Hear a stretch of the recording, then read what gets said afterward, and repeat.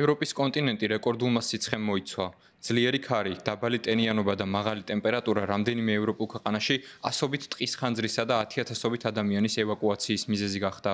3 ივლისს საბერძნეთში, ათენის მახლობლად და კუნძულ კრეტაზე ხანძრის რამდენიმე კერას ებრძოდნენ. კუნძულზე ქარიშხლის გამო ხანძარი მთელი ღამის განმავლობაში მძვინვარებდა.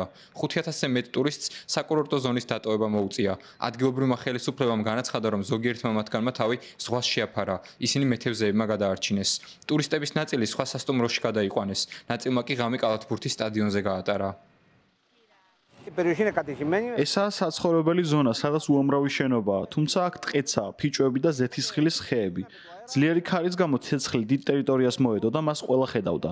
მე ათენში ვიყავი და გვიან ღამით სასტრაფოდ უკან დავბრუნდი.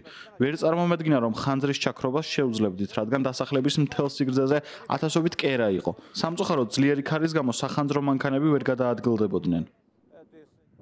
კრეტა საბერძნეთის ერთ-ერთი ყველაზე პოპულარული ადგილია როგორც უცხოელი, ისე ადგილობრივი ტურისტებისთვის. ხანძრის ასობით კერაა ესპანეთსა და პორტუგალიაშიც. ესპანეთის ჩრდილო-აღმოსავლეთ რეგიონში 2 ადამიანი დაიღუპა. ხანძრის შედეგად გაჩენილმა კვალმა კი 14,000 მეტრის სიმაღლეს მიაღწია.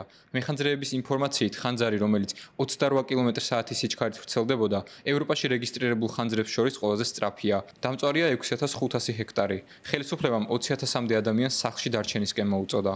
ექსპერტები ამბობენ, რომ ყველაზე მეტად სამხრეთ ევროპის ქვეყნები დაზარალდა.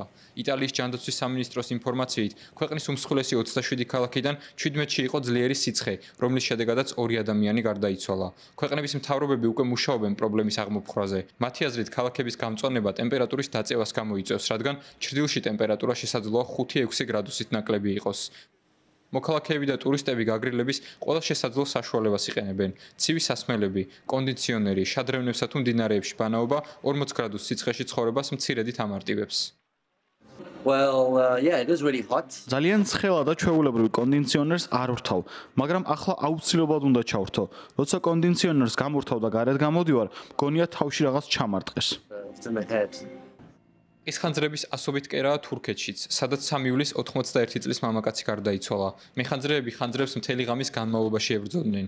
ცეცხლის ჩაქრობის პროცესში ჩართული იყო თვითმფრინავები და ვერტმფრენებიც. ძლიერმა სიცხემ შვეიცარიაში აარგაუს კანტონში ელექტროსადგურის ნაწილობრივი გათიშვა გამოიწვია, რადგან სადგურში არსებული წყალი ზედმეტად გაცხელდა. ევროკავშირის კოპერნიკუსის კლიმატის ცვლილების სამსახურის 2024 წლის ანგარიშის თანახმად, ევროპა, სადაც ხშირია ტემპერატურის მატება, 1980-იანი წლებიდან მოყოლებული გლობალურ საშუალო მაჩვენებელზე 2-ჯერ უფრო სწრაფად გათბა.